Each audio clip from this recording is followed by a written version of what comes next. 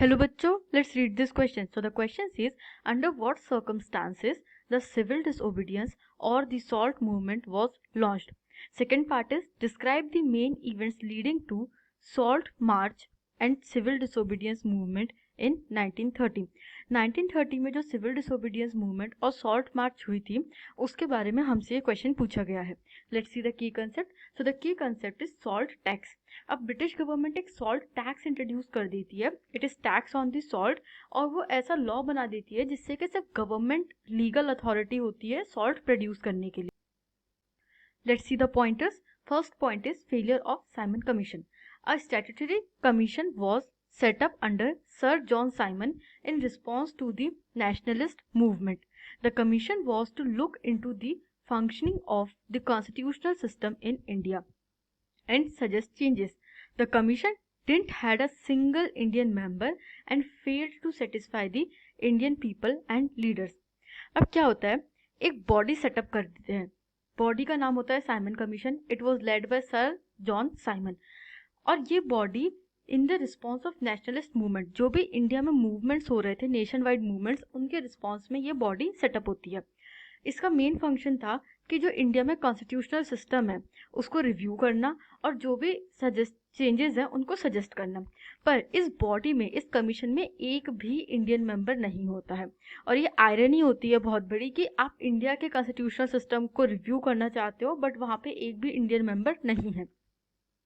इस वजह से जो लोग थे और जो लीडर्स थे, जो लोग थे इंडिया के और जो लीडर्स थे, वो अनसेटिस्फाइड रह गए. This failed to satisfy the people of India. Second point is Purna Swaraj. In December 1929, under the presidency of Jawaharlal Nehru, the Lahore Congress formalized the demand of Purn Swaraj. 26 January 1930 was declared to be celebrated as Independence Day when people would pledge to struggle for complete independence. अब next major event जो होता है वो होता है declaration of पूर्ण स्वराज. पूर्ण स्वराज मतलब कंप्लीट इंडिपेंडेंस, फुल इंडिपेंडेंस. ये जो डिक्लेरेशन होता है ये लाहौर कांग्रेस, लाहौर का सेशन होता है, कांग्रेस का सेशन लाहौर में, उसके बाद होता है लाहौर का सेशन होता है दिसंबर 1929 में. 26 जनवरी 1930 डिसाइड किया जाता है एक दिन, और इस दिन पूर्ण स्वराज, इस दिन इंडिपेंडेंस डे सेलिब्रेट होगा. और जो भी लोग हैं, people of India would pledge, वो शपथ लेंगे कि अब हमारा स्ट्रगल कंप्लीट इंडिपेंडेंस के लिए होगा, पूर्ण स्वराज के लिए होगा. एंड दैट्स वाई आज भी हम जब रिपब्लिक डे बनाते हैं वो 26 जनवरी को मनाते हैं. क्यों? क्योंकि इंडिपेंडेंस तो हमें 15 अगस्त को मिल गया, but this day is important and on this day we pledged for Purna Swaraj. Let's see the third point. Third point है economic reasons, economic causes. The Great Depression of 1929 had deep impact on Indian economy. Prices of agricultural products began to fall from 1926 and collapsed in 1930. With the decline in demand for agricultural goods, the exports fell. Peasants found it difficult to sell their produce and pay the revenues. अब जो major factor होता है वो होता है economic causes का. USA में great depression आता है, in USA, United states of America में 1929 में, और इसका पूरे वर्ल्ड पे इम्पैक्ट होता है, पूरे वर्ल्ड पे डीप इम्पैक्ट होता है, even on the Indian economy.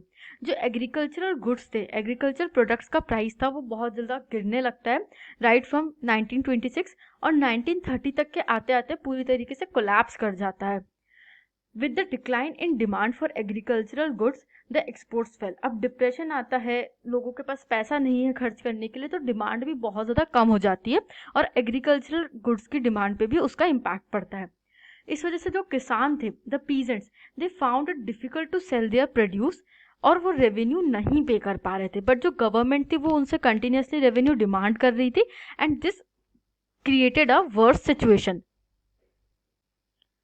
Let's see the fourth point. Fourth point is rejection of Gandhiji's 11 demands. On 31st January 1930, Gandhiji put forward 11 demands to correct the wrong done to the Indians. This letter was an ultimatum. If demands were not fulfilled, the Congress would launch civil disobedience. Viceroy Lord Irwin was unwilling to negotiate and declared the demands to be unrealistic. अब next major step जो होता है वो गांधी जी लेते हैं और वो क्या करते हैं, एक डिमांड्स पुटअप करते हैं। They put 11 demands in front of viceroy. On 31 जनवरी 1930 वो ये लेटर भेजते हैं वाइसराय को 11 डिमांड्स के साथ, और ये 11 डिमांड्स होती है to correct the wrong done to Indians. अभी तक के ब्रिटिशर्स ने जो कुछ भी गलत किया है इंडियंस के साथ, उसको सही करने का एक तरीका होता है। और ये जो लेटर है वो एक अल्टीमेटम के फॉर्म में था, ये एक वार्निंग के फॉर्म में था जो वाइसराय के पास गया था। अब जो वाइसराय होते हैं लॉर्ड एविन, वो इन डिमांड्स को फुलफिल करना नहीं चाहते थे। He was unwilling to negotiate, वो कुछ भी नेगोशिएट नहीं करना चाहते थे, और वो कह देते कि ये डिमांड्स क्या है, दे आर अनरियलिस्टिक। वो कंप्लीटली डिनाई कर देते हैं इन डिमांड्स को फुलफिल करने के लिए। Fifth point is support from business classes. अब कोई भी मूवमेंट या इवेंट होता है उसके लिए फाइनेंस बहुत इंपॉर्टेंट फैक्टर हो जाता है, तो बिजनेस क्लासेस ने भी सिविल डिसओबीडियंस मूवमेंट में सपोर्ट किया। Keen on expanding their businesses, the business class found colonial policies restrictive. They decided to provide financial support to the civil disobedience movement. अब business classes क्या चाहती थी कि वो अपना बिजनेस एक्सपैंड करे, एक्सपैंडिंग देयर बिजनेसेस, बट वो ऐसा नहीं कर पा रहे थे। क्यों? क्योंकि कॉलोनियल पॉलिसीज जो थी वो सिर्फ ब्रिटिशर्स के बिजनेसेस को सपोर्ट करती थी, वो इंडियन बिजनेसमैन के या इंडियन इंडस्ट्रियलिस्ट के बिजनेसेस को सपोर्ट नहीं करती थी। और उनकी जो पॉलिसी थी दे वर रिस्ट्रिक्टिव इन नेचर।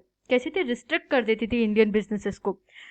बिजनेसमैन जो थे, जो बिजनेस क्लासेस थी, वो भी एग्री करती हैं फाइनेंशियल सपोर्ट प्रोवाइड करने के लिए सिविल डिसोबीडियंस मूवमेंट में, and they also become a part of civil disobedience movement. इस तरीके से सिविल डिसोबीडियंस मूवमेंट इंडिया में अनफोल्ड होता है। I hope you understood this question. Thank you and best of luck.